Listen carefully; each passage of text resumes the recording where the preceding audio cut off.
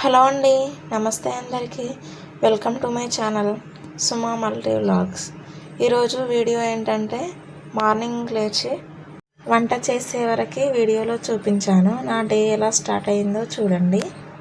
8th month ప్రెగ్నెంట్తో ఉన్న rest తీసుకోవడం వీలవ్వట్లేదు. Baby మూమెంట్స్తో night అంతా నిద్ర సరిగా పట్టడం లేదు. మా పిల్లలు లేస్తే వర్క్ ఏం చేయనియరని తొందరగా లేచి బయట అయితే ఊడ్చుకుంటున్నాను. నిన్న ఈవినింగ్ ఫుల్ గాలి వాన వచ్చింది, అందుకే ఫుల్ డస్ట్ ఫామ్ అయ్యింది. నిన్న వాటర్ వచ్చినప్పుడు ఇదంతా కడిగేసాను, మళ్ళీ ఫామ్ అయ్యింది డస్ట్. డెలివరీ టైం దగ్గర పడుతున్న కొద్దీ రోజు రోజుకి చాలా కష్టంగా ఉంది. పిల్లల్ని చూసుకుంటూ పనులు చేసుకోవడము. ప్రెగ్నెన్సీ టైంలో ఎవరెలా ట్రీట్ చేసినా చాలా బాగా గుర్తుంటాయి. ఇబ్బంది పెట్టిన బాగా కేర్ తీసుకున్న ఇలా చాలా బాగా గుర్తుంటాయి. నేను అది ఒక అపోహ అనుకున్నా, కానీ మా ఇద్దరి పాపలకి ఎవరెలా చేశారో చాలా బాగా గుర్తున్నాయి. పెద్దవాళ్ళు చెప్తుండేవాళ్ళు ప్రెగ్నెన్సీ టైంలో ఎవరెలా ట్రీట్ చేసినా గుర్తుంటాయని. లైఫ్లో ఇది బెస్ట్ మూమెంట్, చనిపోయే వరకు కూడా గుర్తుంటాయంట ఎవరెలా ఉన్నారో మనతో. నిన్న ఈవినింగ్ 2 hours కంటిన్యూగా గాలి వచ్చింది ఫుల్గా. లైట్గా వాన కూడా పడింది. ఊడవడం, తోమడం, వంట చేసుకోవడంలోనే లైఫ్ అయిపోతుంది. మార్నింగ్ నుంచి ఇంట్లో చేసేవేమీ పనులు కావు. బయటకెళ్ళి జాబ్ చేస్తేనే అది పని, డబ్బు వచ్చే సోర్స్ కాబట్టి పిల్లల్ని చూసుకుంటూ ఇవన్నీ మేనేజ్ చేయడం చాలా కష్టమే. కానీ ఏం చేస్తుంది, ఇంట్లోనే ఉంటుందని అంటారు. ఇలా అనే వాళ్ళ కూతుర్లు కూడా ఏం వర్క్ చేయకపోయినా కానీ పిల్లలు బాగా సతాయిస్తారు, మా బిడ్డకి చాలా కష్టం పిల్లలతోని అంటారు. వాళ్ళ కూతుర్లు అయితే ఒకలాగా, బయట వాళ్ళు ఒకలాగా. ఊడవడం అయితే అయిపోయింది, వాటర్ చల్లుకుంటున్నాను. మా చిన్న పాప నేను లేవడంతోనే లేస్తుంది. ఇంట్లో స్నాక్స్ ఉంటే ఇచ్చిన, కొన్ని తినేసి అన్ని కింద పారేసి మళ్ళీ నా దగ్గరకు వచ్చింది. ఆమె వేస్తుందంట ముగ్గు. ఆ బాక్స్ మొత్తం కావాలట, కొంచెం తీసుకుంటే కొంచెం తీసుకొని అటు వెళ్తుంది. పొద్దున లేవగానే లాలీపాప్ తింటుంది. పిల్లలు మదర్ పక్కనున్నంతసేపే పడుకుంటారు. మా పెద్ద పాప కూడా ఇలా చేసేది. నేను పడుకున్నంతసేపే పడుకునేది. వాళ్ళని డిస్టర్బ్ చేయకుండా వచ్చినా కానీ వాళ్ళు లేస్తారు. వాళ్ళకి ఎలా తెలుస్తుందో ఏమో. ఈ ఏజ్ ఉన్న వాళ్ళకి మాటలు వచ్చేదాకా, వాళ్ళకి ఏం కావాలో చెప్పేదాకా కొంచెం కష్టమే. మా పెద్ద పాపనైతే చాలా ఒక వస్తువు డే అంత ఉన్నా కానీ ఈమె తీసుకోదు, కానీ వాళ్ళ అక్క తీసుకోగానే ఆమెను కొట్టుకుంటూ తీసుకుంటుంది. ఆమె ఇవ్వకపోతే ఏడుస్తుంది. ఏడ్చి అయినా కొట్టైనా తీసుకునేదాకా అసలే వదిలిపెట్టదు. పాపం మా పెద్ద పాపనే కన్విన్స్ చేస్తా, మీ చెల్లనే కదా, లేదంటే చెల్లని వేరే వాళ్ళకి ఇచ్చేస్తా అని చెప్తే ఇచ్చేస్తుంది. మా చిన్న పాప ఏదైనా కావాలంటే ఎంత కన్విన్స్ చేసినా వినదు. అందరింట్లో చిన్నవాళ్ళు ఇంతే కావచ్చు. ఏదైనా చిన్న చిన్న పనులు చెప్తే మాత్రం చాలా నీట్గా చేస్తుంది. మా పెద్ద పాప కంటే కూడా చిన్న పాపనే చాలా బాగా చేస్తుంది. కానీ సతాయించడమే చాలా ఉంటుంది చిన్న పాప దగ్గర.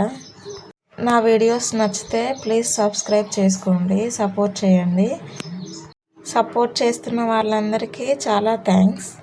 మా ఇద్దరి పాపలకి డెలివరీ అయ్యే వరకు చాలా యాక్టివ్గా ఉన్నా, కానీ ఇప్పుడు 8th మంత్లోనే చాలా టైర్డ్ అయిపోతున్నా కొంచెం వర్క్ చేయగానే. అప్పట్లో అమ్మమ్మలు ఏ రెస్ట్ లేకున్నా, ఏ ట్యాబ్లెట్ వేసుకోకున్నా చాలా బాగా నార్మల్ డెలివరీ అయ్యేవారు. కానీ ఇప్పుడు డెలివరీ అంటేనే భయం అవుతుంది. బయట పని అయిపోయాక బ్రష్ చేశాక పాలైతే పెట్టుకున్నాను.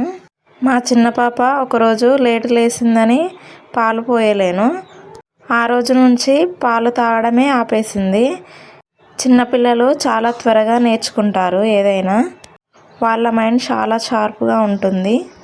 ఒక్కరోజు పాలు పోయకుండానే అసలు మొత్తానికే పాలు తాగడం లేదు.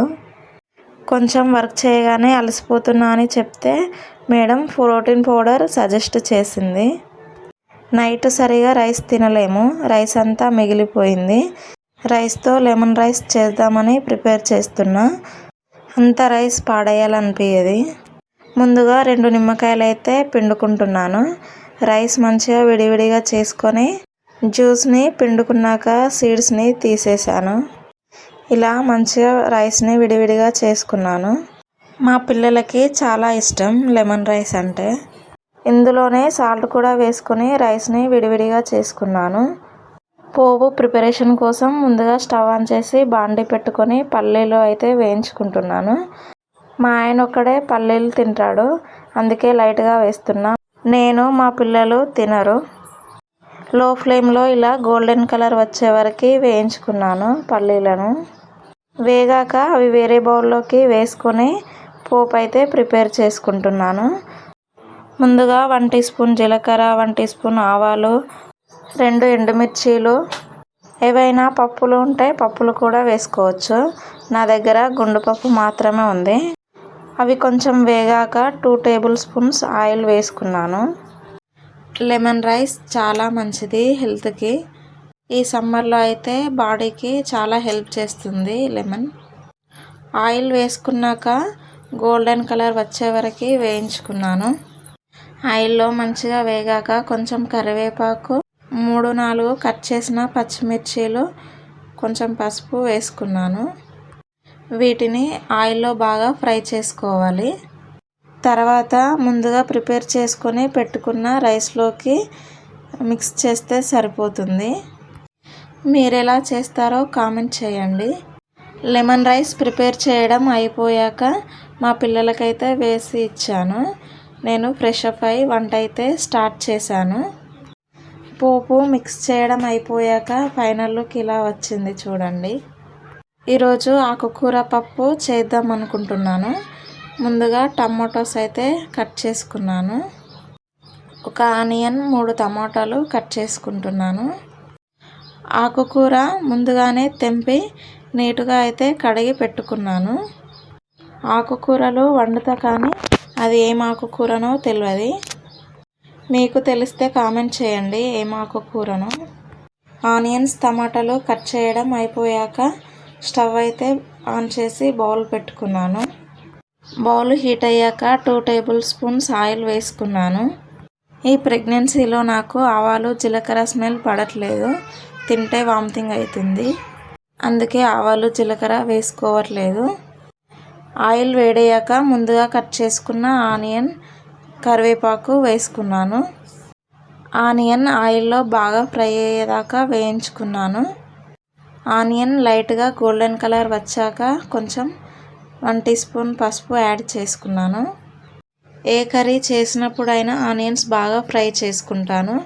ఆనియన్స్ కొంచెం స్మెల్ వచ్చినా కర్రీ వేసుకోను నేను. ఆనియన్ స్మెల్ అసలే పడది.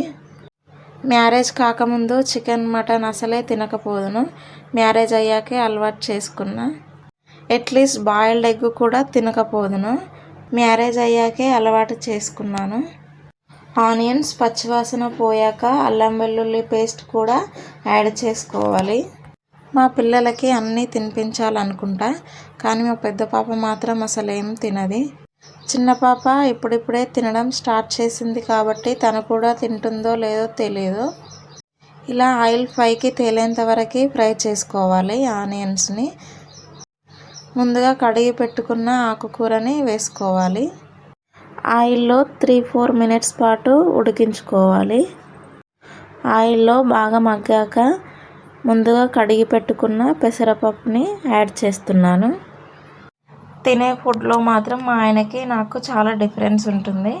ఆయనకేమో నాన్ వెజ్ ఇష్టం, నాకేమో నచ్చదు. నాకేమో ఆకుకూరలు ఇష్టం, ఆయన అసలే తినడు. ఆకుకూర వండినప్పుడు సైడ్కి ఏమన్నా ఆమ్లెట్ వేసిస్తే తింటాడు. ఇలా ఆయిల్ పైకి తేలేంత వరకు ఉడికించుకోవాలి. తర్వాత తగినంత సాల్ట్, ముందుగా కట్ చేసి పెట్టుకున్న టమాటాలు యాడ్ చేసుకుంటున్నాను. ఏవి యాడ్ చేసినా కొంచెం కొంచెం టైం తీసుకుంటూ ఆయిల్లో ఫ్రై అయ్యాక వేసుకోవాలి నెక్స్ట్ ఐటమ్. తర్వాత తగినంత కారం అయితే వేసుకొని పప్పు ఉడకడానికి సరిపడా వాటర్ అయితే పోసుకుంటున్నాను.